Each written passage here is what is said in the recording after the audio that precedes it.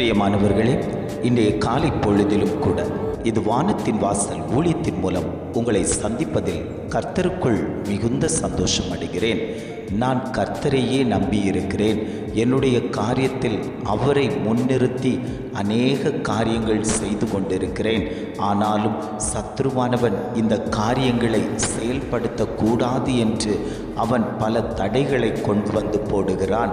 இதனால் மனம் வியாகுலப்பட்டு வேதனைப்பட்டு ஏன் இப்படி ஆகிக் கொண்டிருக்கிறதே, நான் தேவனுடைய கரத்துக்குள்ளாடிதானே இருந்து கொண்டிருக்கிறேன், அவருடைய பாதபடியில் தானே நான் அமர்ந்து கொண்டிருக்கிறேன், என் கண்ணீரை ஊற்றி கொடுக்கிறேன், நான் ஆண்டவரையே அதிகமாய் நேசிக்கிறேன், ஏன் எனக்கு இப்படியெல்லாம் நடக்கிறது என்று சொல்லி அநேகர் தேவனை நோக்கி முறையிட்டு கொண்டிருக்கிறீர்கள் அல்லவோ?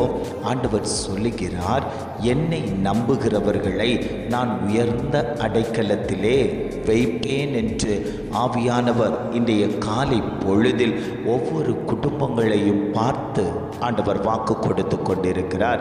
இன்றைய காலை பொழுதிலும் கூட ஆண்டவர் நமக்கு தரக்கூடிய நல்ல வார்த்தை என்னவென்றால், நீதிமொழிகள் 29ஆம் அதிகாரம் 25ஆம் வசனம் இவ்வாறாக சொல்லுகிறது, கர்த்தரை நம்புகிறவனோ உயர்ந்த அடைக்கலத்திலே வைக்கப்படுவான். வசனம் இவ்வாறாக சொல்லுகிறது, கர்த்தரை நம்புகிறவனோ உயர்ந்த அடைக்கலத்திலே வைக்கப்படுவான். இன்றைக்கு நீங்கள் யாரை நம்பிக்கொண்டிருக்கிறீர்கள்? மனிதனையா, கர்த்தரையா? நீங்கள் நம்புகிறது யார் என்பதை முதலில் யோசிக்க வேண்டும். நான் மனுஷனை நம்பித்தான் என் வாழ்க்கை பயணத்தை தொடர்ந்து கொண்டிருக்கிறேனா, அல்லது என்னுடைய தெய்வத்தை நம்பி நான் வாழ்க்கை பயணத்தை தொடர்ந்து கொண்டிருக்கிறேனா? என்னுடைய வாழ்க்கையில் மனிதர்கள் என்ன செய்தார்கள், நான் ஆண்டவரோடு இணையும் போது ஆண்டவர் என் வாழ்க்கையில் என்ன செய்தார் என்பதை சற்று நீங்கள் ஆராய்ந்து பார்ப்பீர்களேயானால், மனிதன் நமக்கு கண்ணியைத்தான் வருவிப்பான், பயத்தை காட்டுவான், பிரச்சனைகளை உண்டு பண்ணுவான். ஆனால் தெய்வத்தை நாடி தெய்வத்திடத்திலிருந்து ஆலோசனைகளை பெற்று ஆண்டவரை நோக்கி ஓடுகிற ஜனங்கள் பயப்படுவது இல்லை, வெட்கப்படுவது இல்லை, அவமானப்படுவது இல்லை. அவர்கள் தேவனுடைய ராஜ்யத்தை சுதந்திரிக்க கூடியவர்களாய் அவர்கள் மாற்றப்படுவார்கள். இன்றைக்கு மனுஷனை நம்பியே தன்னுடைய வாழ்க்கையை இழந்து நிற்கக்கூடிய அநேக ஜனங்கள் உண்டு. கர்த்தரை தேடுகிறவர்களுக்கு ஒரு நன்மையும் குறைபடாது.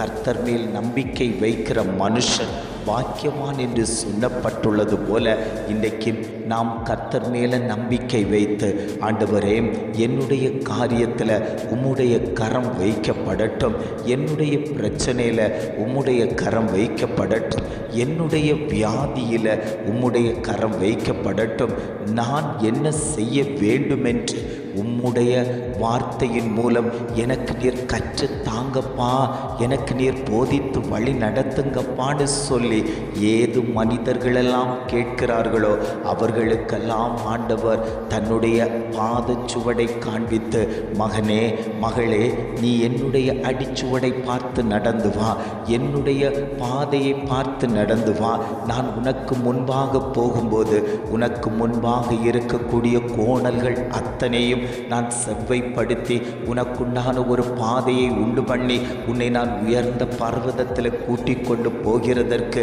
நான் இன்றைக்கும் சித்தமுள்ள தகப்பனாய், சர்வ வல்லமை உள்ள தகப்பனாய் உன் மத்தியில் உலாவிக் கொண்டிருக்கிறேன். நீ மனிதர்களை கண்டு பயந்து, சவால் விடுகிற ஆவிகளை கண்டு பயந்து நீ சோர்ந்து போய் கிடக்கிறது ஏன் என்று ஆவியானவர் கேட்டுக்கொண்டிருக்கிறார். சோர்ந்து போகிறவனுக்கு பலன் கொடுத்து சத்துவம் இல்லாதவனுக்கு சத்துவத்தை பெருக பண்ணக்கூடிய தகப்பன் இன்றைக்கு உங்கள் மத்தியில் உலாவிக் கொண்டிருக்கிறார்.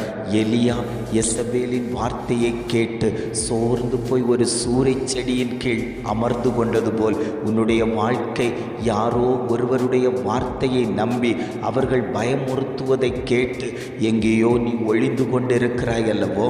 தேவ பிள்ளையா பிள்ளையாய் இருந்து தேவ சமூகத்தில் இருந்து இந்த சவாலை என்னால் தாங்க முடியவில்லையே, இந்த சவாலை என்னால் எதிர்கொள்ள முடியவில்லையே, இந்த சவாலை என்னால் முறியடிக்க முடியவில்லையே, நான் என்ன செய்வேன்?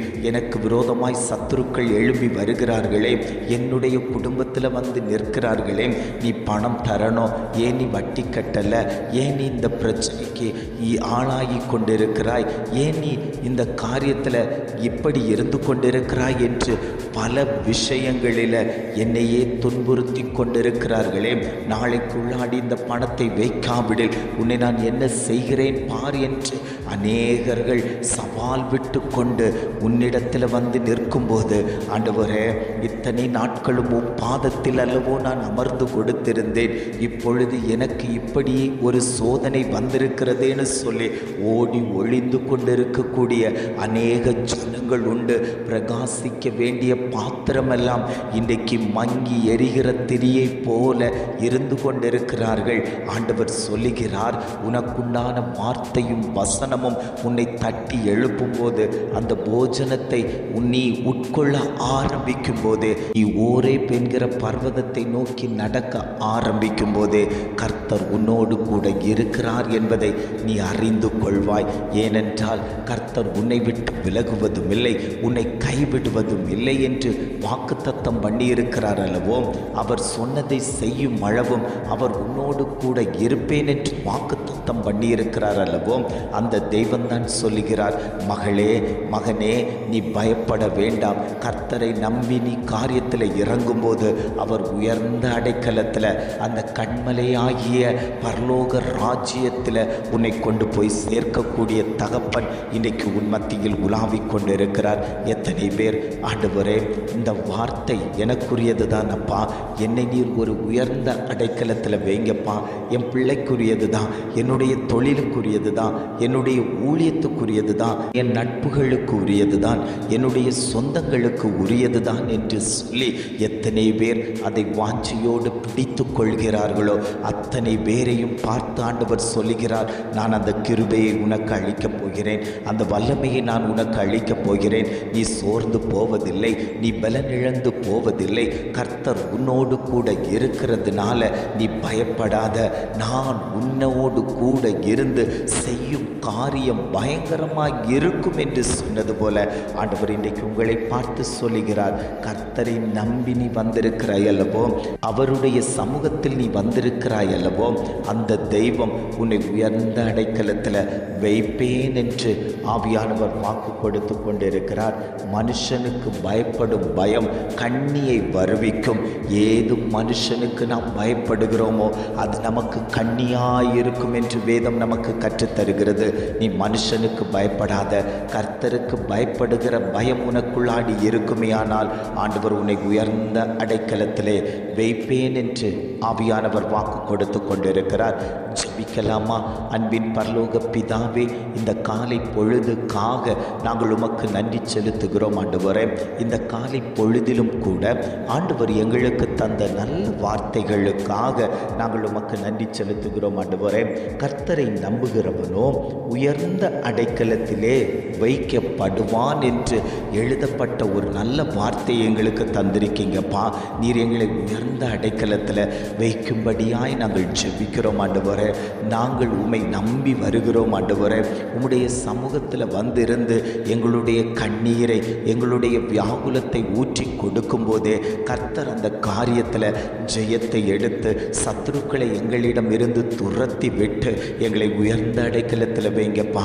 இந்த வசனத்தை கேட்டுக்கொண்டிருக்கக்கூடிய ஒவ்வொரு குடும்பத்தையும் கர்த்தர் உயர்ந்த அடைக்கலத்தில் வைக்கும்படியாய் நாங்கள் ஜெபிக்கிறோம் ஆண்டவரே.